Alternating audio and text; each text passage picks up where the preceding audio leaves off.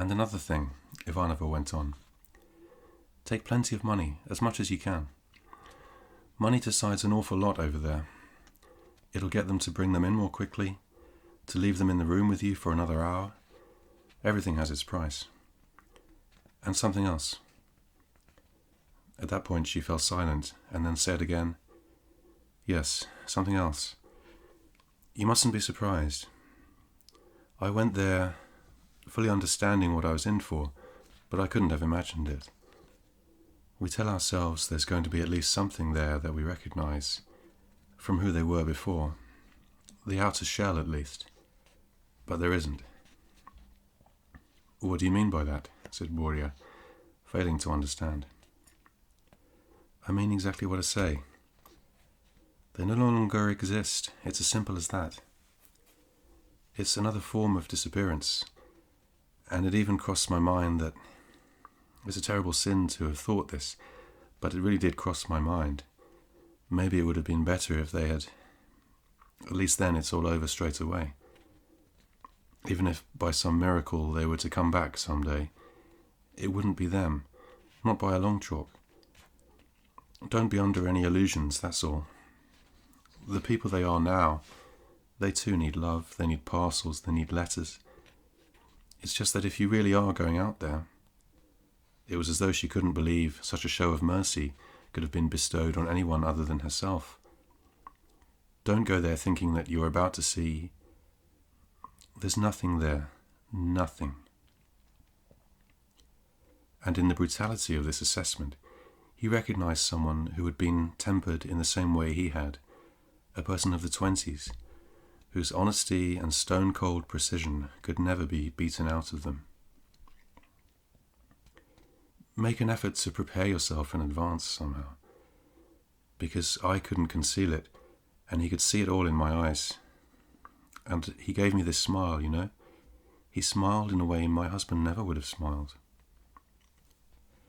Boria didn't believe her, needless to say, but he nodded. He still wanted to ask how come she had obtained the right to a visit when no one else around her had, but he couldn't bring himself to do so. We're dead already, all of us, Ivanova suddenly said, and for the first time she looked directly at him with round black eyes, into which he momentarily found himself mired as if in a swamp. We're all dead. All that's left for them to do now is kill us. Well, they never waste any time doing that, Boria said with conviction. Ivanova said nothing. He found the light there strikingly clean and tidy. It was the typical cleanliness of hell, the tidiness of spotless corridors for the dying, wards for the terminally ill with flowery blue sheets, the modesty of grey prison-issue blankets. There was a very straight and even yellow fence with very straight barbed wire above it. Why did Alia need to be kept behind barbed wire? There seemed to be some spontaneous mechanism that made Boria ask himself that question. Stress and lack of sleep both played a role. It was ages since he had asked himself any questions at all. Another effect, surely, of that metaphor about the frog not noticing the rising temperature of the pot until it was too late. There was a separate building for meetings with inmates to which he was taken.